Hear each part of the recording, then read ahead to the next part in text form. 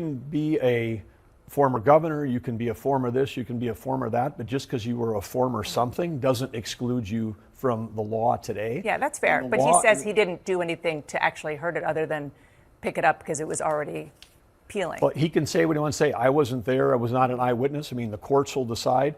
But I think the law stands. That is the law that exists, and it should be. Again, if people are, damaging federal government property, if people are defaming our monuments, they should face the consequences of that. So the courts will decide. Secretary Burgum, happy 250. Thank you so much for everything, and appreciate you coming in. Well, and I appreciate I would love to come on sometime and actually talk about the great things going on in America as opposed to this myopic focus on a single one. We restored 48 monuments, 22 fountains, eliminated 1,000 graffiti sites. The Capitol's looking better than ever, and I can't understand why people want to keep talking about I take your point. Beautiful reflecting pool. I take your point, and I think the answer is because the president sets the tone and he talks about it nonstop, because he was so proud of it, which is why we're following up on what you did to try to fix it. And he should be proud of it because no one has fixed up our Capitol more than President Trump has during the time he's been here.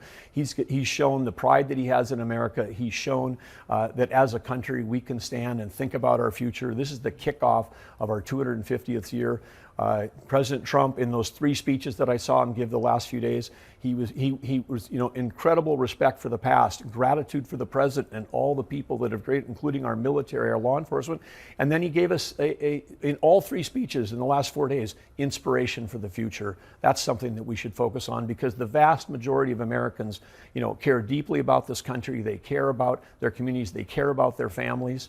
And that is absolutely something we celebrate. We are the freest, strongest country in the world. We should be celebrating that versus focusing myopically on the few bad actors that may want to. So there you have it, right? So when you look at it, because it's right there in the exchange, plain as day, you had an official sit there and say it's straight, no hedging, no dancing around it. There was vandalism. There was box cutters. There were 7 arrests. And that's not his opinion, family. That's the report. And you would think that settles it, right? Somebody in charge tells you flat out, this happened. Here's the proof.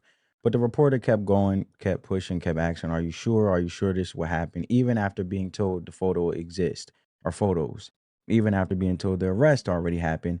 And I want you to sit with that for a second because that's not a reporter looking for truth. That's a reporter looking for a different answer than the one they already got. Now, here's where it starts to matter because this isn't the first time we've seen this exact move.